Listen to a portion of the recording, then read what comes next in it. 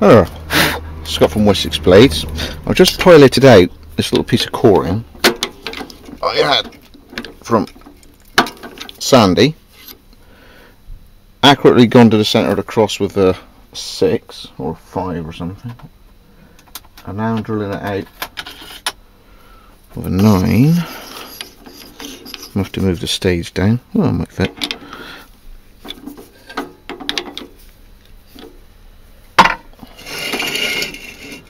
There we go. Let's check that's in the middle.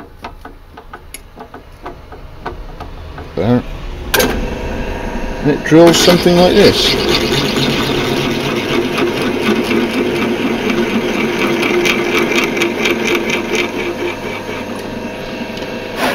A little bit deeper.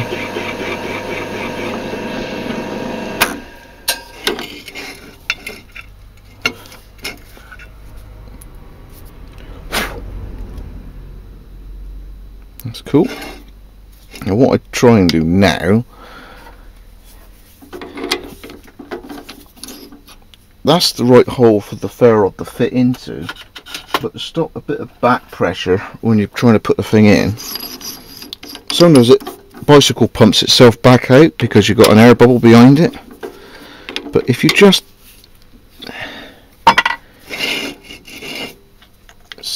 lay it flat in there again,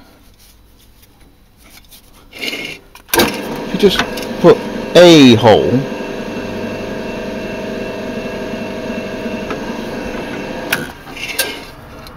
in the bottom, it's just somewhere to put that little bit extra glue, so when you push your ferro rod in, it doesn't plunger itself back out again.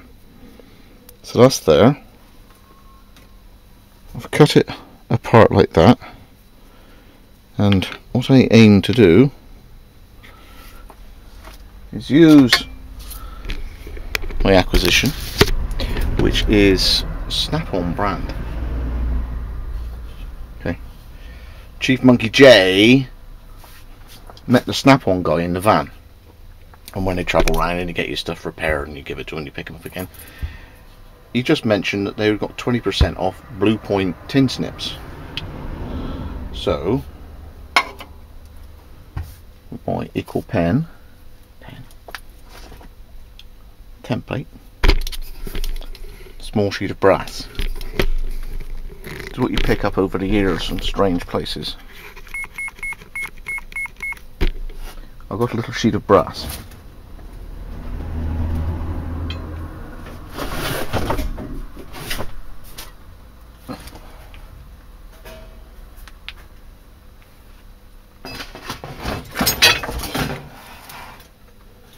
So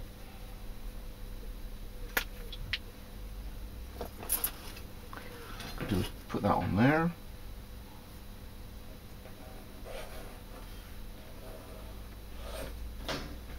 Be plenty.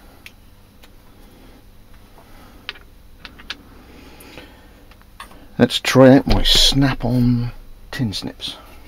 Hopefully I got a right-handed, not left-handed. Yeah, you know my luck, lads. Right, let's put you back. Give yourself some room to move. You're cramping mid-style.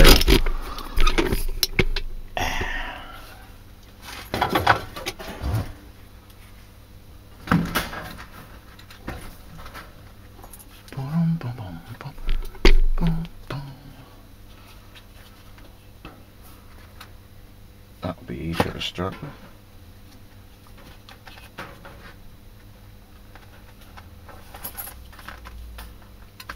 Oh yes.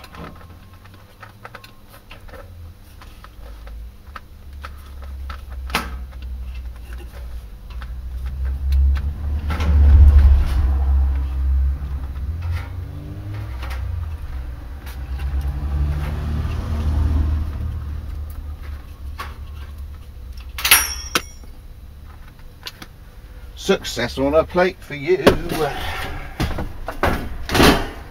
that'll do. File that away there. Ooh, yes. My crazy idea. Roach.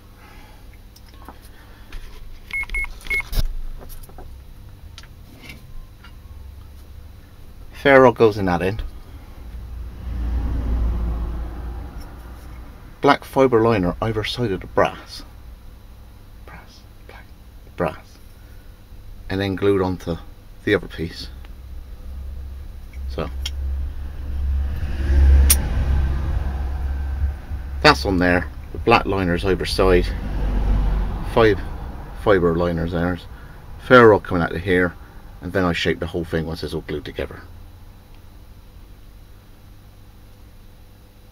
Hopefully you'll like that. And Mr. EDC Channel, I have started on your sheath. It's on its third night now because I wet mould, clamp it, put the welt together, clamp it. You know, I'm snatching 10 minutes here and there.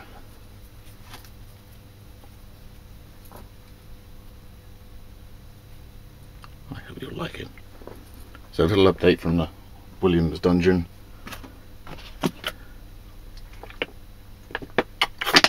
It's pesky not in here.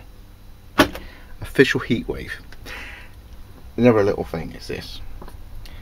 You know, we're all big and strong in our age group, you know, 16s to 70s.